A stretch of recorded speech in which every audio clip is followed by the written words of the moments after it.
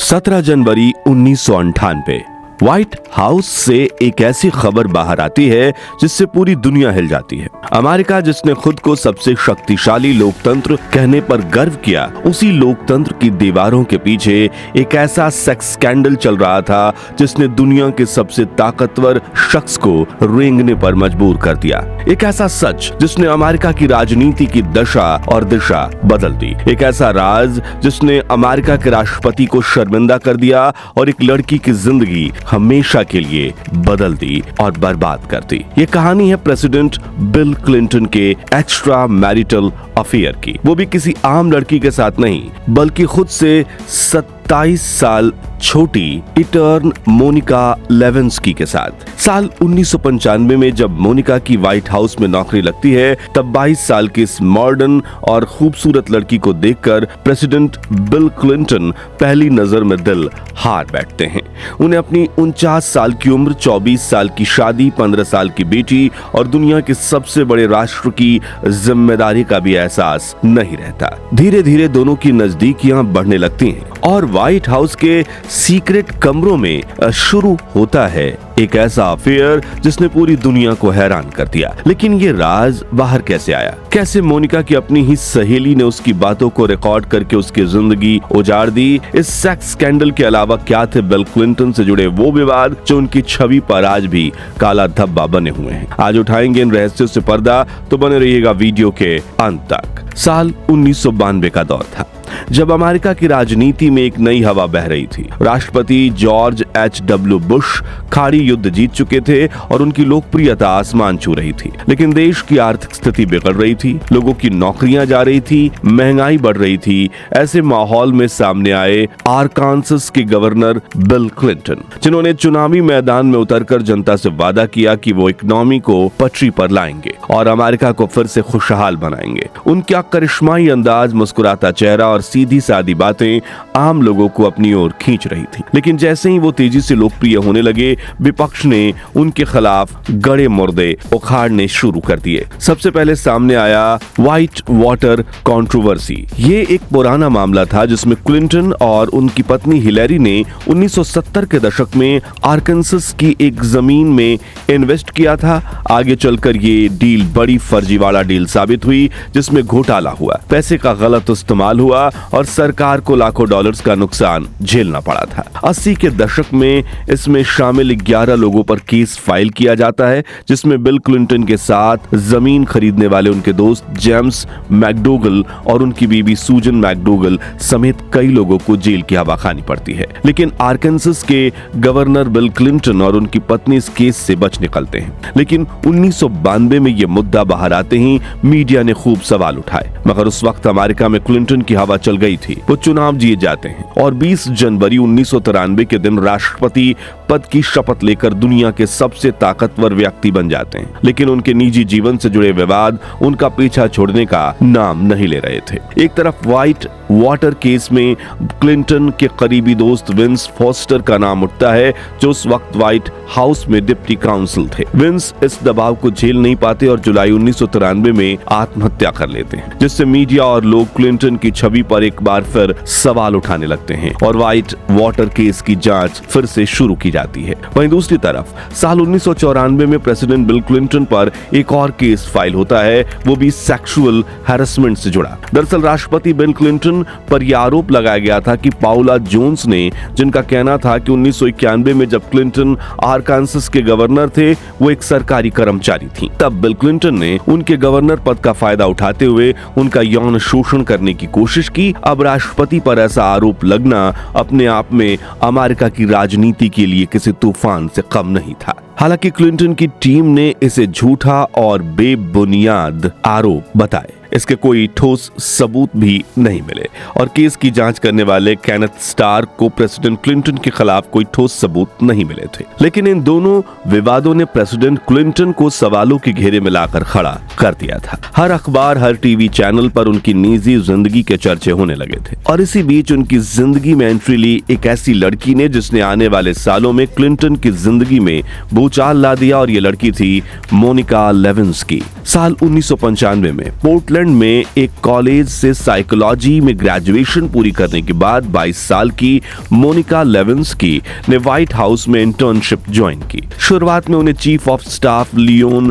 पेनेटा के ऑफिस में काम दिया गया और करीब 6 महीने तक मेहनत करने के बाद नवंबर में जब इंटर्नशिप खत्म होने लगी तो मोनिका ने व्हाइट हाउस में ही जॉब के लिए अप्लाई किया और इंटरव्यू क्लियर करने के बाद उन्हें ऑफिस ऑफ लेजिस्लेटिव अफेयर्स में जॉब मिल गई। यहाँ उनका काम था सांसदों के लेटर्स और मैसेज ओवल ऑफिस तक पहुंचाना। वहीं ओवल ऑफिस, जिसे अमेरिका का सबसे पवित्र राजनीतिक स्पेस माना जाता है, जहां से राष्ट्रपति देश भर की तकदीर लिखते हैं, इसी ड्यूटी की वजह से मोनिका बार बार ओवल ऑफिस आना जाना शुरू करती हैं और यहीं एक दिन राष्ट्रपति बिल क्लिंटन की नजर मोनिका पर पड़ी। बस एक नजर ने सब कुछ बदल दिया। क्लिंटन, जो उस समय 49 साल के थे, शादी के 24 साल हो चुके थे, 15 साल की बेटी थी और दुनिया की सबसे ताकतवर कुर्सी पर बैठे थे। वो इस मासूम, स्मार्ट, खूबसूरत लड़की की मुस्कान देखकर दिल हार बैठे। शुरुआत हल्की फुल्की बातचीत से हुई, लेकिन धीरे धीरे ये बातचीत लंबी मुलाकातों में बदल गई।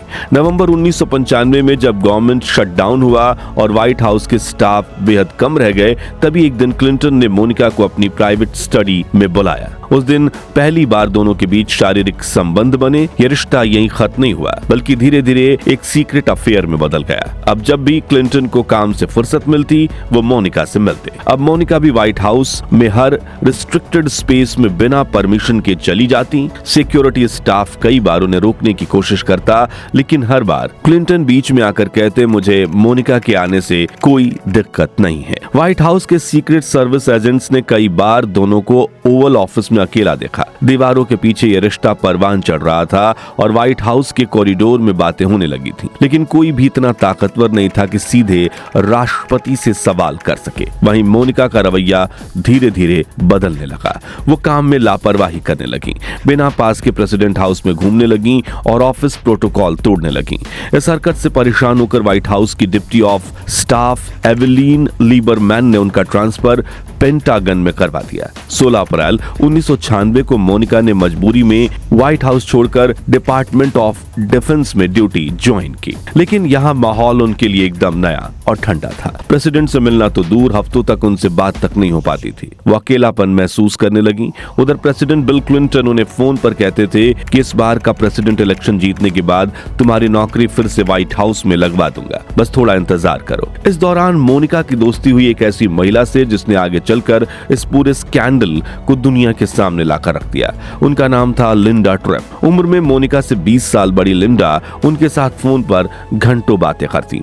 मोनिका ने भी उन्हें अपने दिल के सारे राज बताने शुरू कर दिए, जैसे कि उनका प्रेसिडेंट बिल क्लिंटन के साथ अफेयर। लिंडा ने पहले तो इसे केवल एक दोस्ती की बात समझा, लेकिन धीरे धीरे उसे एहसास हुआ कि मोनिका का रिश्ता राष्ट्रपति के साथ सिर्फ दोस्ताना नहीं। बातचीत के दौरान मोनिका ने लिंडा को यह भी बताया कि उनके पास अब भी वो नीली ड्रेस मौजूद है जो उन्होंने क्लिंटन के साथ पहली बार रिलेशन बनाते वक्त पहनी थी। अब मोनिका को लगता था कि लिंडा उनकी बात किसी को नहीं बताएगी, लेकिन लिंडा इन सीक्रेट्स को अपने दोस्त एजेंट लूसियान गोल्डबर्ग को बता देती थी, जिन्हें क्लिंटन बिल्कुल पसंद नहीं करते थे।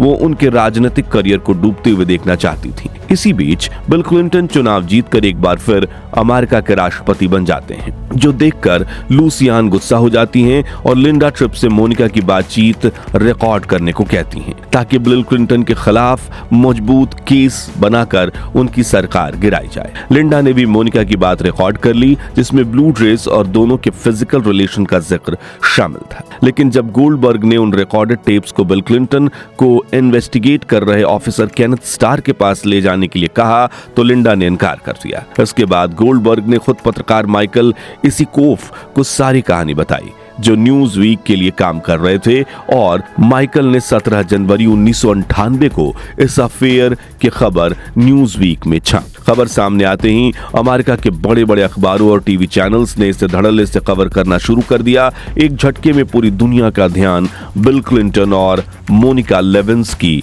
के एक्स्ट्रा मैरिटल अफेयर की तरफ शिफ्ट हो गया। अमेरिकन पॉलिटिक्स में हंगामा मच गया। क्लिंटन की छवि पर सवाल उठने लगे।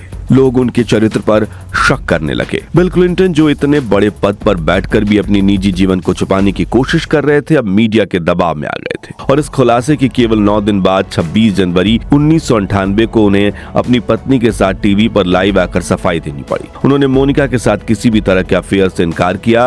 वहीं उन्होंने मोनिका को अपने दफ्तर में बुलाकर उनके बीच रिश्ता होने की बात नकारने का दबाव बनाया और मोनिका ने मीडिया के सामने आकर कहा बिल क्लिंटन के साथ उनका कोई रिश्ता नहीं है। लेकिन ये झूठ जल्दी ही पकड़ में आने वाला था, क्योंकि बिल क्लिंटन का ये बयान सुनकर गुस्से में आकर मोनिका की दोस्त लिंडा ट्रिप ने ये रिकॉर्डेड टेप्स केनेथ स्टार को सौंप दिए, जिन्होंने कोर्ट से अनुमति लेकर पूरी जांच शुरू कर दी। अब मामला बढ़ गया और बिल क्लिंटन पूरी तरह विवादों में फंस गए। मोनिका पर भी दबाव बढ़ा कि वो कोर्ट में अपना पक्ष रखें। आखिरकार 28 जुलाई 1998 को कोर्ट के आदेश पर मोनिका ने वह ब्लू ड्रेस सौंप दी, जिसकी डीएनए टेस्ट करने पर पता चला कि मोनिका के साथ रिश्ता ना होने का क्लिंटन का दावा झूठा था, बल्कि दोनों ने शारीरिक संबंध बनाए थे। अब उनके पास सफाई देने को कुछ भी नहीं बचा था। 17 अगस्त 1998 को ज्यूरी के सामने बिल क्लिंटन को मोनिका के साथ अपने इम्प्रॉपर फिजिकल रिलेशन को स्वीकारना पड़ा। उसी शाम टीवी पर लाइव आकर उन्होंने देश को संबोधित किया,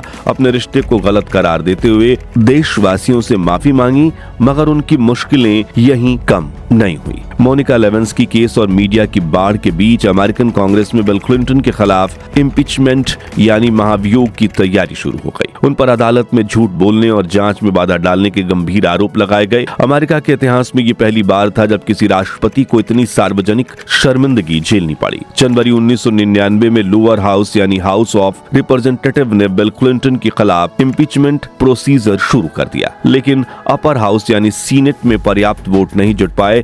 केवल 45 से 50 सीनेटर्स ही क्लिंटन के खिलाफ वोट कर पाए, जबकि राष्ट्रपति को हटाने के लिए 67 वोटों की जरूरत थी। इस वजह से यह प्रस्ताव खारिज हो गया और बिल क्लिंटन 2001 जनवरी तक इस पद पर काबिज रहे। हालांकि बिल क्लिंटन का राष्ट्रपति कार्यकाल खत्म होने के बाद उनकी मुश्किलें खत्म नहीं हुई। अमेरिकी सुप्रीम कोर्ट ने 2001 में उनके लॉ लाइसेंस को सस्पेंड कर दिया और उन्हें आर्कांसस में लॉ प्रैक्टिस करने से 5 साल के लिए रोक लगा दी। यह एक बड़ा राजनीतिक और व्यक्तिगत झटका था। इस घटना के करीब 25 साल बाद बिल क्लिंटन ने सार्वजनिक रूप से मोनिका लेविंस्की के साथ अपने अफेयर को स्वीकार किया। उन्होंने कहा कि राष्ट्रपति बनने के बाद उनके ऊपर लगातार तनाव था और उन्होंने यह रिश्ता उस तनाव को दूर करने के लिए बनाया। उन्होंने इस अफेयर की कोई अतरंगी बातें अपनी डॉक्यूमेंट्री हिलेरी में साझा की और अपनी पहली बार उन्होंने पब्लिकली मोनिका से माफी मांगी, लेकिन उस माफी का असर मोनिका की जिंदगी पर नहीं पड़ा। इस स्कैंडल ने उनकी पूरी जिंदगी को जीते जी नर्क बना दिया। वो जहां भी जाती लोग उनसे सिर्फ इस अफेयर के बारे में ही सवाल करते। उनकी पर्सनल और प्रोफेशनल लाइफ पूरी तरह से प्रभावित हुई। उन्हें अमेरिका छोड़ना पड़ा, लेकिन इसके बाद भी इस अफेयर से जुड़ी बातें और सवाल उनका पीछा नहीं छोड़ते। आज मोनिका लेविंस्की खुद मानती हैं कि यह रिश्ता उनकी जिंदगी की सबसे बड़ी भूल थी। तो दोस्तों, बिल क्लिंटन स्कैंडल ने साबित कर दिया कि सत्ता और ताकत के बावजूद इंसान अपनी इच्छाओं का गुलाम बन सकता है। खैर, क्लिंटन और मोनिका लेविंस्की के इस एक्स्ट्रा मैरिटल अफेयर को लेकर आपकी राय क्या है, कमेंट्स में बताइए। उम्मीद है आपको दुनिया के सबसे ताकतवर शख्स रहे बिल क्लिंटन का ये अनसुना अनकहा विवाद बयान करने वाला वीडियो पसंद आया होगा। अगर हाँ, तो इसे लाइक और शेयर करके 7777 लाइक्स करवा दीजिए और ऐसी ही रोचक वीडियोस के लिए हमारे चैनल को सब्सक्राइब करके पास वाली घंटी जरूर बजा दीजिए। धन्यवाद।